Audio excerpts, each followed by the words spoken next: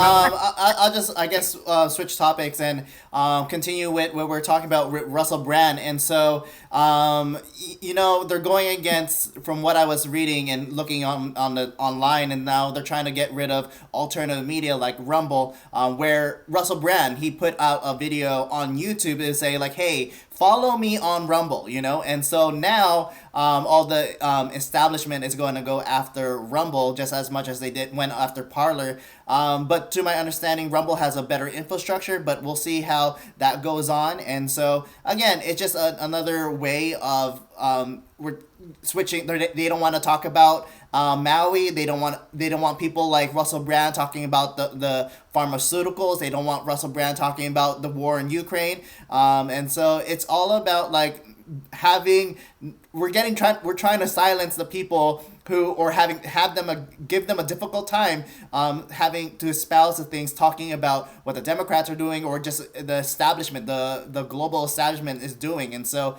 I don't know if anyone has seen other people get silenced and all that stuff. And so I don't know if anyone wants to jump in on the Mitch, Russell Brand stuff. I'd like to jump in on this because I've been watching the Russell Brand thing pretty closely. And I feel like it's kind of interesting because there's been these Me Too allegations type of thing about his sexual behavior, this and that. But I don't think people are buying it as much anymore. I think that's where we're seeing the culture turn a little, because people are getting tired of women coming out 30 years later to kind of regret things. And then one other thing was Katy Perry, who was his ex-wife, is coming out with this like hush hush thing of, I'm forbidden to say what he did to me, but he's a terrible person. And a lot of people are questioning that instead of being like, oh, let's just trust Katy Perry. They're actually questioning Katy Perry and saying, why are you saying that if not just to add to the drama? And that's kind of an interesting take, but that's actually the common person's take versus being like, oh yeah, he's a scumbag. There's actually a lot of people sticking up for him and saying innocent till proven guilty. And I'm liking this because when Brett Kavanaugh was treated like this about 5 years ago, it was less of that in the pop culture. It was more like, oh, he's definitely a sleazeball, but yet Russell Brand's a little known better. And so I think he's a little inoculated from that. But that's the importance of engaging, celebrities and people with influence, because they, a lot of people who are on the left know them and are not as prone right away to believe allegations that attack their character. So this is fascinating to watch, and I think it shows that the winds of the culture are changing.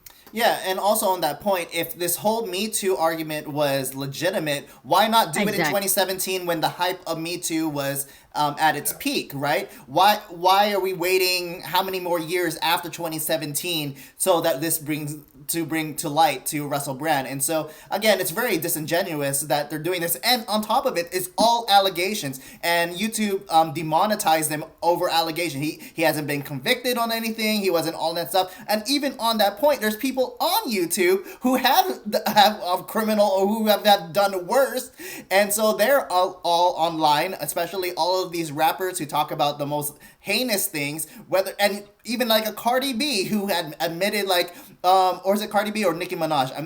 I'm confusing the two. Like, I'm gonna roofie men and get their money, and they're allowed to have free reigns on YouTube, and here we have just an allegation on Russell Brand. And so again, it's just another way of them silencing these people who want to dissent against what is happening in the mainstream media and whatever in the culture war and all that together. So.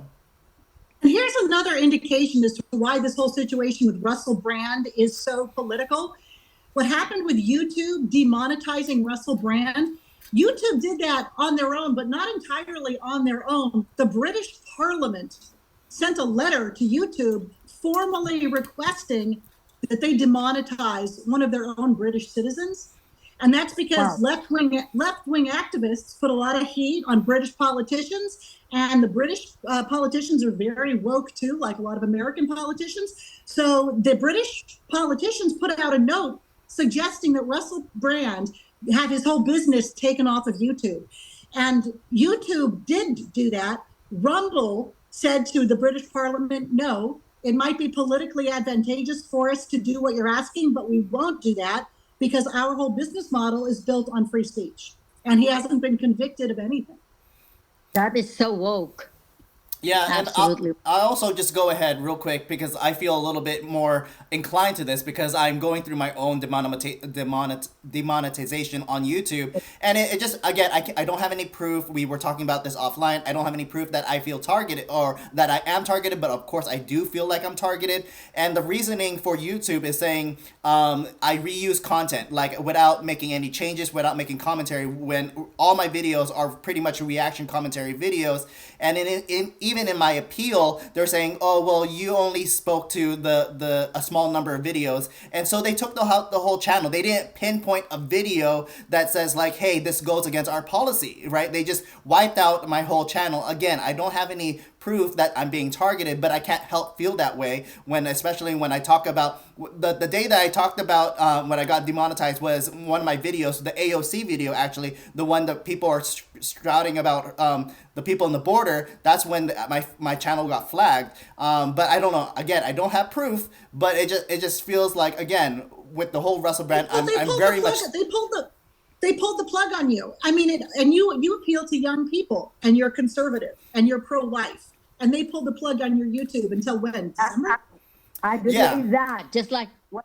Thank you. Go ahead, Mitch. Yeah, with everything, with all the censorship that's going on and everything, it just goes to show like the left, Democrats or whatever you want to call it is afraid. The establishment is afraid. So be sure to not only follow PHLV Radio, but also share our show, share it with your friends, get the conversation going, get the communication going, because we definitely need it. So be part of the team.